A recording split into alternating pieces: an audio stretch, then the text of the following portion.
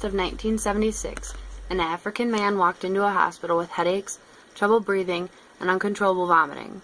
Shortly after arriving at the hospital, he began to bleed from his eyes, ears, nose, and mouth, and no matter the treatment, he passed away. The family kept his body and cleaned it to get ready for the funeral due to personal beliefs. 2 weeks later, all the family that was in contact with his body, as well as the nurses that cared for him, had adapted the same symptoms as him before he had passed on. The unknown illness kept spreading, causing 318 people to get affected. 90% of those who were affected had died. The medical term of the illness, Ebola, was chosen based on where they thought the disease had come from. Because of the advanced technology we have in reach these days, it should be easy enough to diagnose, contain, and treat before it gets out of hand. But what went so wrong this time? As I researched my topic on Ebola, I found a great deal of articles on the internet, from news channels to magazine posts. My 4 credible sources are all website sources.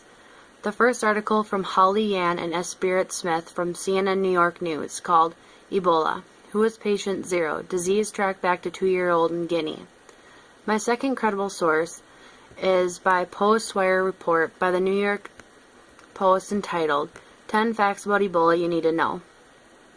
The third credible source is by Kelly McKeevers from Global Health, communicating the right message about Ebola. My final credible source is from WHO, or also known as World Health Organization, which is called Ebola virus disease. The main points I'm about to cover include background information on Ebola and the first cause that was reported, the communication usage of expert opinion and hidden agenda, and how the communication affected Ebola and the outcome. To start off talking about Ebola, we should get a grasp on how Ebola started and a little background information about it. Ebola virus disease, or EVD, the first article by Holly Yan and Esprit Smith from CNN New York News, called Ebola, Who is Patient Zero? Disease Tracked Back to 2-Year-Old in Guinea. It was first discovered in 1976 with the largest and most complex outbreak. In March of 2014, it was discovered in the United States of America, with a death toll worldwide almost 5,000 cases according to WHO, CNN News. There was only 1 death in the United States. The first cause was from the 2-year-old boy named Emil Owamano. He was from West Africa, but they weren't sure how he attracted it. He had black stool and started vomiting. On December 6, 2014, he passed away. Next point I would like to cover was how well the communication was between those who were affected and those who have gotten affected.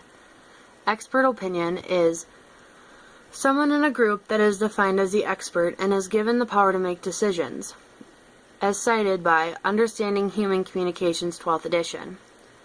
Spreading through direct contact with blood, as experts say, are other bodily fluids such as saliva, vomiting, breast milk, sweating, or it could be through the air. Some symptoms were severe headache, fever of at least 100.4 disease, muscle pain, throwing up, diarrhea, bruising, coughing up blood, chills, and stomach pain. Experts said that the incubation period typically was 2 to 21 days to contract it.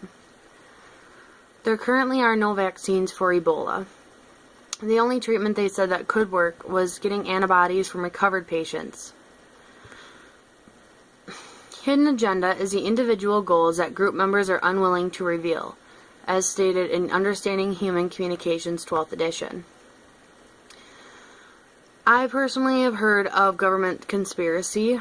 I heard that they just wanted it to spread through the country, and because the population was growing too much, they tried to handle the problem without it being a problem. Liberia just told people to stay inside. The government appealed for money and help, which made people not believe it was a real ordeal. Now that I went over Ebola background information and the first case to the communication that was used as tragedy, but now I want to cover how the communication affected Ebola and the outcome. The communication and how it could have been better. Expert opinion. Health workers were getting the disease, but why were they getting the disease if they were using the proper personal protective equipment? Currently, there still is no vaccine, and as WHO stated, World Health Organization, they respond by supporting surveillance, community engagement, case management, laboratory services, contact tracing, infection control, logistic support, and training and assisting with safe burial practices. Hidden agenda effects and how it made the outcome worse. Personally, I heard a lot of skeptical opinions on Ebola and why it was happening. Population want to be taken care of because we have very large population in the United States that is growing rapidly. Why were they not trying to contain it sooner? Did they want it to spread? Even though we know that the United States has advanced technology, how did this outbreak of Ebola end up being worse than the first outbreak in 1976? Ebola was a big epidemic that happened in 2014, and it took too many lives. But at the beginning, we didn't know what it was until experts started to do research, and towards the end, we had a complete understanding on what it is and how we could protect ourselves from not contracting it.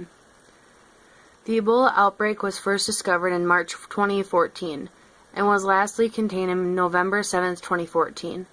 Killed almost 5,000 people, according to WHO, CNN News.